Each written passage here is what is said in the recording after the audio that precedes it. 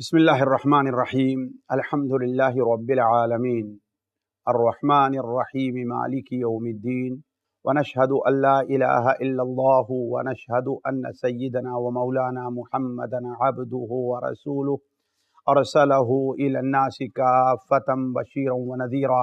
اما بعد فإن خیر الحدیث کتاب اللہ وخیر الہدی ہدی محمد صلی اللہ علیہ وسلم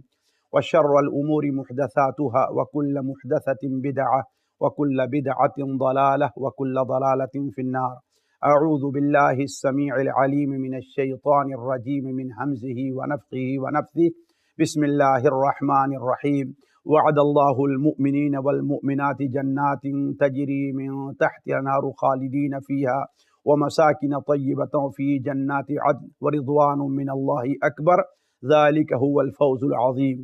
سبحانك لا علم لنا إلا ما علمتنا إنك أنت العليم الحكيم. رب اشرح لي صدري ويسر لي أمري واحلل عقدة من لساني يفقهوا قولي واحلل عقدة من لساني يفقهوا قولي. معزز ناظرین، آخرت پر ایمان سے متعلق جنت اور جہنم کا جو ذکر ہو رہا تھا، پچھلی مجلس میں مقدمے کے طور پر جنت اور جہنم سے متعلق ہمارا آپ کا جو عقیدہ ہونا چاہیے اس کا ذکر ہم نے آپ کے سامنے رکھا تھا. آپ آج کی مجلس اور اس کے بعد کی مجلسیں جنت اور جہنم کی تعریف، جنت اور جہنم کی صفات، جنت اور جہنم میں لے جانے والے اعمال، ان کا ذکر قدر تفصیل سے ہوگا. تفصیل اس معنی میں کہ ہمارے اور آپ کے مزاج اور سننے کے لحاظ سے، ورنہ جو تفصیل جنت اور جہنم کی قرآن مجید اور اللہ کے رسول صلی اللہ علیہ وسلم کی صحیح احادیث کے اندر ہے، وہ تفصیل کسی 2 4 6 8 10 مجلسوں کے اندر نہیں رکھی جا سکتی. تو میں سب سے پہلے آپ کے سامنے جنت کا ذکر کرتا ہوں. جنت کی تعریف کیا ہے، جنت کی صفات کیا ہیں، جنت کے وارث کون سے لوگ ہوں گے، جنت میں داخلہ کن کن امور کی بنیاد پر ملے گا، یہ چیزیں ہم آپ کے سامنے رکھتے ہیں. وجہ رکھنے کی یہ ہے کہ آج اس مادیت کے دور میں، جبکہ مادہ ہی انسان کی ساری کوششوں کا مرکز بنا ہوا ہے، آج اس مادے کے دور میں ہمارا اور آپ کا ایمان جنت اور جہنم کے اوپر سے بڑا کمزور ہو گیا ہے. آج ہم رسمی طور پر تو نام لیتے ہیں کہ ہمارا ایمان جنت کے اوپر ہے، لیکن وہ ایمان جو انسان کو عمل پر مجبور کرے، وہ ایمان جو انسان کو جنت حاصل کرنے پر مجبور کرے، وہ ایمان جو انسان کے دل کے اندر وہ تڑپ ہو کہ وہ جنت تک پہنچ جائے، اس ایمان سے ہمارا اور آپ کا دماغ یا ہمارا اور آپ کا دل خالی ہے. اس لیے تفصیل کے ساتھ کچھ باتیں جنت سے متعلق اور جہنم سے متعلق آپ کے سامنے رکھی جائیں گی. سب سے پہلے میں جنت کا ذکر اس لیے کر رہا ہوں کیونکہ جنت کا حصول ہماری اور آپ کی ہر ایک کی تمنا ہے. حالانکہ اگر آپ دیکھیں گے قرآن مجید میں اللہ تبارک و تعالی نے جہنم کا ذکر پہلے کیا ہے، عموماً ہر جگہ پر نہیں لیکن عموماً قرآن مجید کی آیات اور سورتوں کو آپ دیکھیں، جہنم کا ذکر پہلے ہوتا ہے اور جنت کا ذکر بعد میں ہوتا ہے. لیکن میں حسن فعال کے طور پر، اچھی خواہشات اور جذبات جیسے پیدا ہوں، اس بنیاد پر میں جنت کا ذکر آپ لوگوں کے سامنے پہلے رکھنا چاہوں گا. سب سے پہلی چیز یہ ہے کہ جنت کہتے کس کو ہیں. دیکھیے، جنت اصل میں عربی زبان کا لفظ ہے جس کے معنی ہوتا ہے باغ کے. اصل میں جنت سے بنا ہے. جنہ کے معنی ہوتا ہے ڈھانپ لینے کے، زمین کو ڈھانپ لینے کے. تو چونکہ باغ جو ہوا کرتا ہے درختوں کے ذریعے، سبززار کے ذریعے زمین کو ڈھانپ لیتا ہے، اس لیے خصوصاً اس باغ کو جو بہت ہی گھنا ہو، جس کی زمین دکھائی نہ دیتی ہو، ایسی باغ کو جنت کہا جاتا ہے. شریعت کی اصطلاح میں جنت مومن کا وہ مقام ہے جو اسے نیک عمل کرنے کے عوض اللہ تبارک و تعالی آخرت میں عطا فرمائے گا۔ اسی طریقے سے ایک بات اور ہمیں آپ کو سب سے پہلے ذہن میں رکھنا چاہیے کہ جنت ایک ایسی چیز ہے کہ جس کے بارے میں ہم نے سنا ضرور ہے، ہمیں یقین ضرور ہے، لیکن جنت کی حقیقت کسی کو معلوم نہیں ہے۔ صرف نام ہم نے سنا،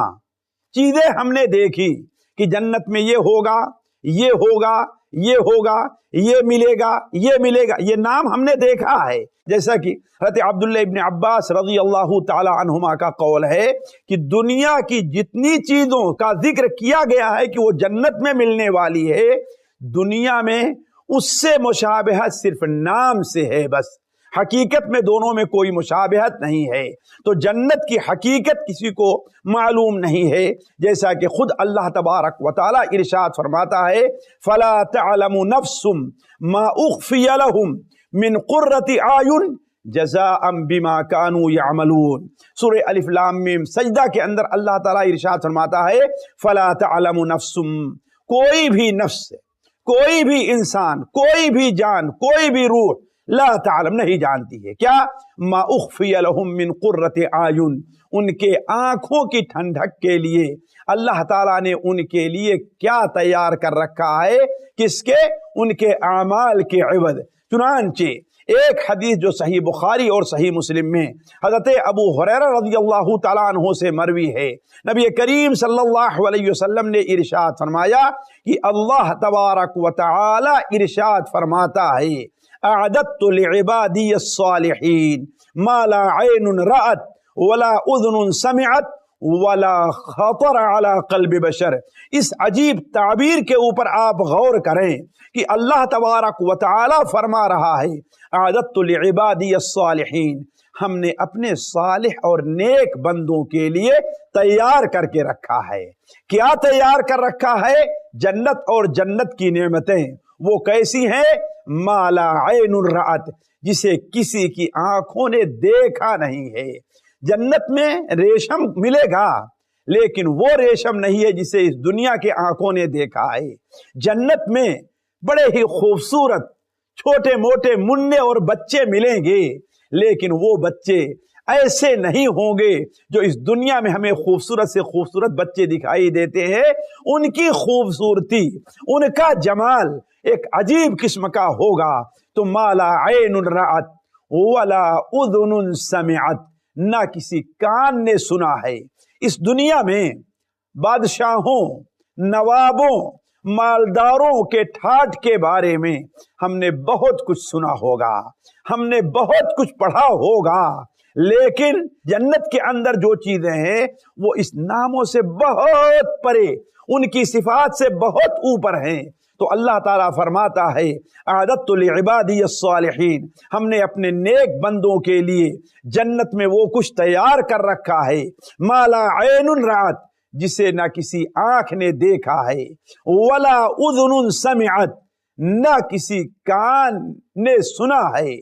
اور یہی نہیں ولا خطر علی قلب بشر، کسی انسان کے دل کے اندر ان چیزوں کا خیال بھی نہیں، یعنی ان کی کیفیت کیا ہے، ان کا حسن کیا ہے، ان کا جمال کیا ہے، ان کی لذت کیا ہے، وہ کسی انسان کے تصور میں بھی وہ چیز آئی نہیں ہوگی۔ تو عرض کرنے کا مقصد یہ ہے کہ جنت کی حقیقت کسی کو معلوم نہیں ہے۔ تیسری بات جنت کی صفت سے متعلق یہ دیکھیے کہ اس دنیا کے اندر جو چیز بھی ہے اس کے اندر آپ دیکھیں گے تغیر واقع ہوتا ہے۔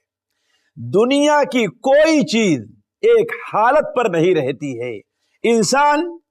ایک حالت پر نہیں رہتا، دنیا کی کوئی نعمت ایک حالت پر نہیں رہتی، لیکن جنت کا جو معاملہ ہے وہاں پر تغیر اور تبدل نہیں ہے، وہ ایک حال پر باقی ہے، اس کے اندر کسی بھی قسم کا ہیر پھیر نہیں۔ اس معنی میں کہ مثال کے طور پر جنت کے اندر کوئی پھل مل جائے انسان کو تو وہ پہلے تو لذیذ تھا، جیسے آج یہاں پر لے کر کے آپ آم کا پھل کھانے لگیں،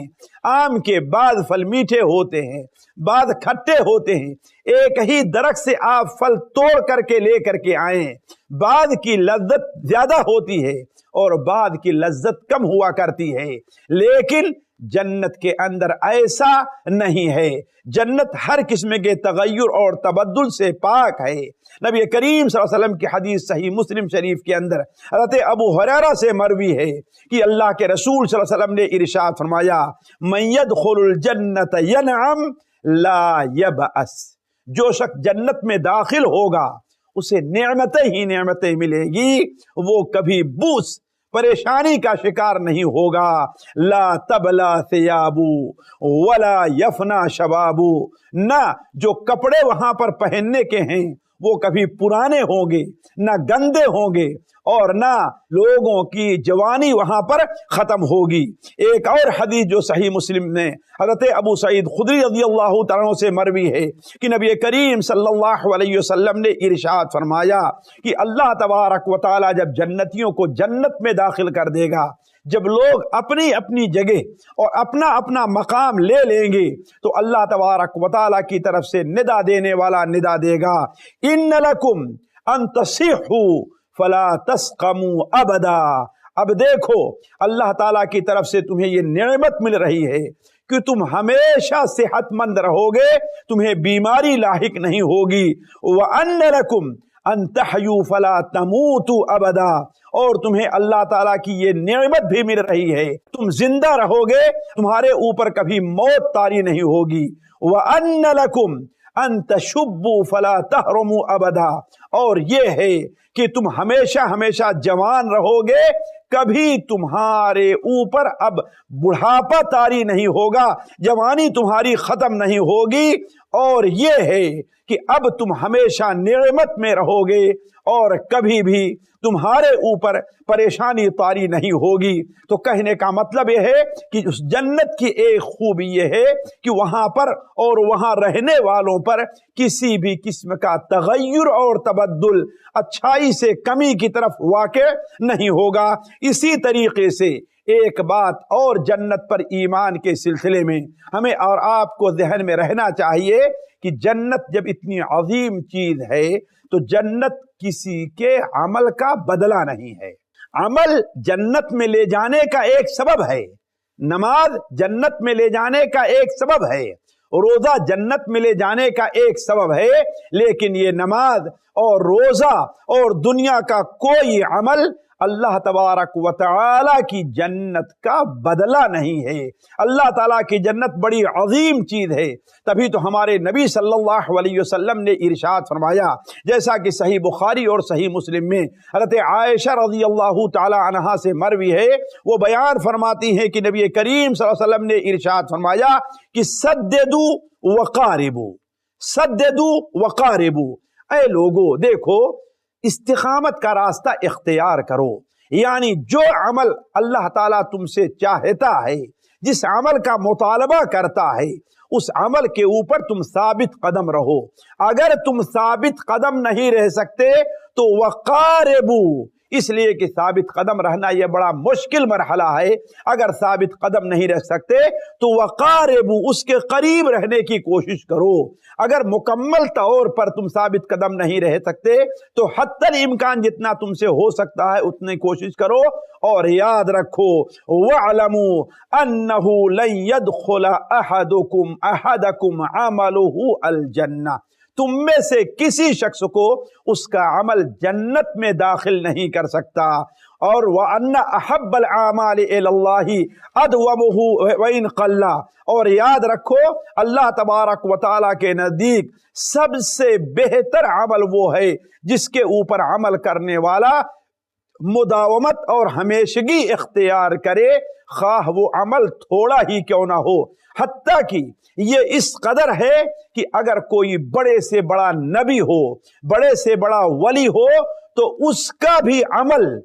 اللہ تعالیٰ کی جنت اس قدر عظیم ہے کہ اس کا بدل نہیں بن سکتا۔ چنانچہ ایک حدیث جو صحیح بخاری اور صحیح مسلم میں حضرت ابو ہریرہ سے مروی ہے کہ نبی کریم صلی اللہ علیہ وسلم نے ارشاد فرمایا لَن يُنْجِيَ أَحَدًا مِّنْكُمْ عَمَلُهُ، تم میں سے کسی بھی شخص کو اس کا عمل اللہ تبارک و تعالیٰ کی پکڑ سے چھوڑا نہیں سکتا، اللہ تعالیٰ کے غضب سے نجات نہیں دے سکتا۔ صحابہ نے کہا وَلَا أَنْتَ يَا رسول اللہ، اے اللہ کے رسول آپ کا عمل بھی؟ تو آپ نے فرمایا وَلَا أَنَا إِلَّا أَن يَتَغَمَّدَنِي اللَّهُ بِرَحْمَتِهِ،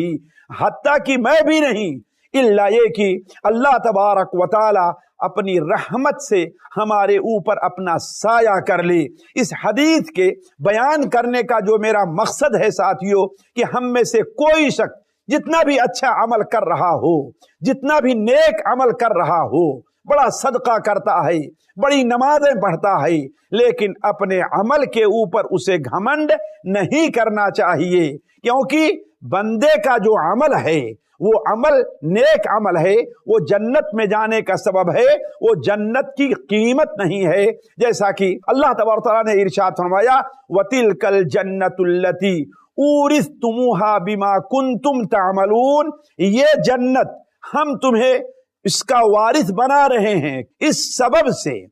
اس بدلے نہیں، اس سبب سے کہ تم لوگ نیک عمل کرتے رہے ہو۔ اسی طرح اللہ تعالیٰ فرماتا ہے فَلَا تَعْلَمُ نَفْسٌ مَّا أُخْفِيَ لَهُم مِّن قُرَّةِ أَعْيُنٍ جَزَاءً بِمَا كَانُوا يَعْمَلُونَ، کوئی بھی نفس یہ نہیں جانتا کہ اللہ تعالیٰ اس کی آنکھوں کی ٹھنڈک کے لیے کیا نعمتیں اور کیا اپنی رحمتیں تیار کر رکھی ہے۔ کیوں؟ جزاءً، اس سبب سے،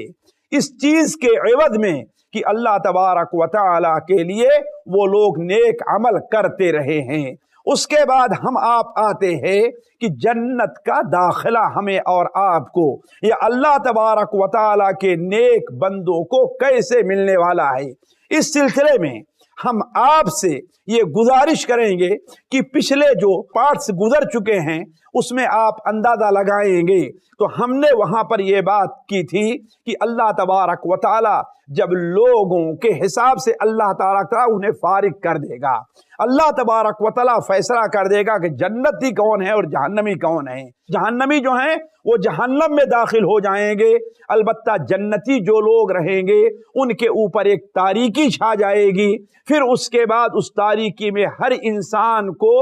اس کے نیک عمل کے عوض میں اللہ تعالیٰ نور عطا کرے گا۔ اس نور کی روشنی میں، اس روشنی کے اندر وہ لوگ چل کر کے پل صراط کو پار کر کے جنت میں جانا چاہیں گے۔ ایسے وقت میں اللہ تبارک و تعالیٰ ایک میدان میں سارے لوگوں کو جمع کیے رہے گا۔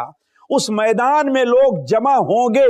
لیکن جنت کا راستہ کسی کو نہیں مل رہا ہوگا، یا جنت کا راستہ تو مل رہا ہوگا لیکن جنت کا دروازہ بند ہوگا۔ ایسے وقت میں لوگ پھر پریشان ہوں گے، اور وہ لوگ جو جنتی ہیں وہ لوگ پریشان ہوں گے، اور اللہ تبارک و تعالی کے حضور کسی سفارش کرنے والے کی انہیں تلاش ہوگی، تو لوگ پھر وہی پہلا مرحلہ جو حشر کے میدان میں سب سے پہلی بار پیش آیا تھا کہ لوگ آدم علیہ السلام کے پاس جائیں گے، حضرت نوح علیہ السلام کے پاس جائیں گے، حضرت نوح علیہ السلام حضرت ابراہیم کے پاس بھیجیں گے، حضرت ابراہیم حضرت موسیٰ علیہ السلام کے پاس بھیجیں گے، حضرت موسیٰ حضرت عیسیٰ علیہ السلام کے پاس بھیجیں گے، حضرت عیسیٰ نبی کریم صلی اللہ علیہ وسلم کے پاس بھیجیں گے۔ تو اس وقت بھی لوگ حضرت آدم علیہ السلام کے پاس جائیں گے اور عرض کریں گے کہ اب حشر کے میدان میں جو ہمیں مشقت اور پریشانی لاحق ہوئی ہے،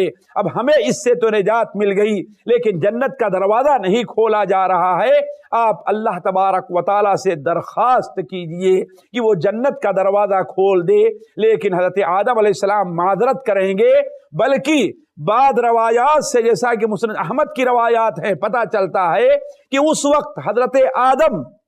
حضرت ابراہیم، حضرت نوح، حضرت موسیٰ، حضرت عیسیٰ، یہ لوگ سارے کے سارے مل کر کے نبی کریم صلی اللہ علیہ وسلم کی خدمت میں آئیں گے اور عرض کریں گے کہ اللہ تبارک و تعالیٰ سے سفارش کیجئے کہ اللہ تبارک و تعالیٰ جنت کا دروازہ کھول دے۔ نبی کریم صلی اللہ علیہ وسلم تشریف لے جائیں گے اور جب جنت کا دروازہ کھٹکھٹائیں گے تو اللہ تبارک و تعالی جس فرشتے کو جنت کی نگرانی کے لیے متعین فرمایا ہے وہ فرشتہ کہے گا کہ آپ کون ہیں؟ اس فرشتے کے سوال پر نبی صلی اللہ علیہ وسلم جواب دیں گے کہ میں محمد ہوں، اللہم صلی علی محمد۔ تو وہ فرشتہ کہے گا کہ اللہ تبارک و تعالی نے ہمیں یہی حکم دیا ہے کہ آپ کے علاوہ کسی اور کے لیے سب سے پہلے میں جنت کا دروازہ نہ کھولوں۔ اللہ تبارک و تعالی نے اسی طرف اشارہ فرمایا ہے، وَسِيقَ الَّذِينَ اتَّقَوْا رَبَّهُمْ إِلَى الْجَنَّةِ زُمَرًا حَتَّى إِذَا جَاءُوهَا وَفُتِحَتْ أَبْوَابُهَا۔ وَسِيقَ الَّذِينَ اتَّقَوْا رَبَّهُمْ، وہ لوگ جو اللہ تبارک و تعالیٰ سے ڈرتے رہے ہیں، وسیقہ وہ لوگ جنت کی طرف لے جائے جائیں گے، حتی اذا جاؤوها، جب وہاں پر پہنچ جائیں گے، جنت کے قریب پہنچ جائیں گے تو وَفُتِحَتْ أَبْوَابُهَا، یہاں پر اللہ تبارک و تعالیٰ نے واو کا ذکر کیا ہے، گویا یہ واو کیا ہے؟ وہاں پر شفاعت پیش آئے گی، وہاں پر نبی کریم صلی اللہ علیہ وسلم شفاعت کریں گے، جیسا کہ حضرت ابو ہریرہ کی روایت ہے کہ اللہ کے رسول صلی اللہ علیہ وسلم نے ارشاد فرمایا کہ اللہ تبارک و تعالی لوگوں کو اس میدان میں جمع کرے گا، تمام مومن کھڑے ہوں گے اور جنت اس کے قریب کی جائے گی، اور تمام انبیاء کے پاس جانے کے بعد جب لوگ عاجز آ جائیں گے تو میرے پاس آئیں گے،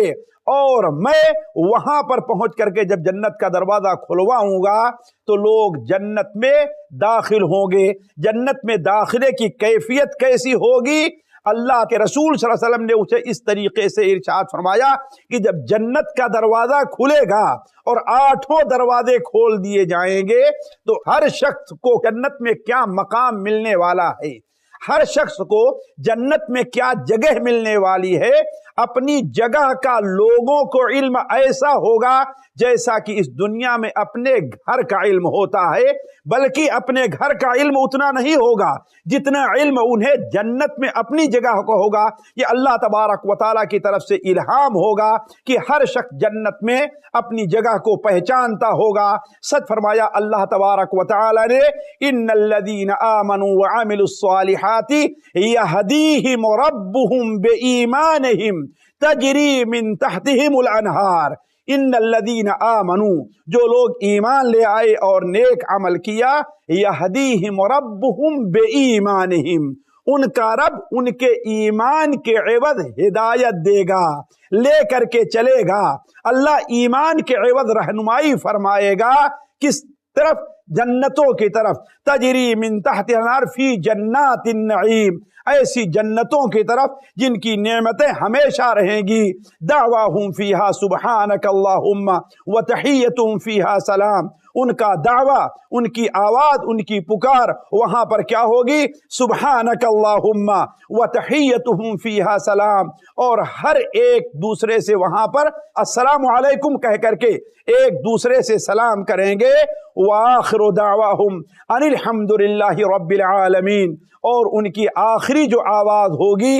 وہ یہ ہوگی کہ الحمدللہ رب العالمین۔ تو کہنے کا مطلب یہ ہے کہ اللہ تبارک و تعالی جنتیوں کو جنت کے قریب جب لے آئے گا تو وہاں پر نبی کریم صلی اللہ علیہ وسلم کی شفاعت ہوگی، اور شفاعت سے ہر شخص اپنے مقام کو اس طریقے سے پہچانے گا جیسا کہ دنیا میں نہیں پہچانتا ہے۔ اب جنت میں لوگ گویا کی جا رہے ہیں، آگے مرحلہ آئے گا کہ جنت میں لوگوں کو کیسا مقام مل رہا ہے، کس طریقے سے داخلہ ہوگا، لیکن اس سے پہلے ہم آپ کے سامنے یہ جنت جو اللہ تعالیٰ نے اپنے نیک بندوں کے لیے تیار کر رکھی ہے اس کی صفات کا قدر تفصیل کے ساتھ ہم ذکر کریں گے کہ اس کے کمرے کیسے ہوں گے، اس کی بناوٹ کیسی ہوگی، اس کی نعمتیں کیسی ہوں گی، ان میں مردوں کی کیا کیفیت ہوگی، لیکن یہ اگلی مجلس کا حصہ ہے جو آپ کے سامنے اگلی مجلس میں تفصیل سے رکھی جائے گی۔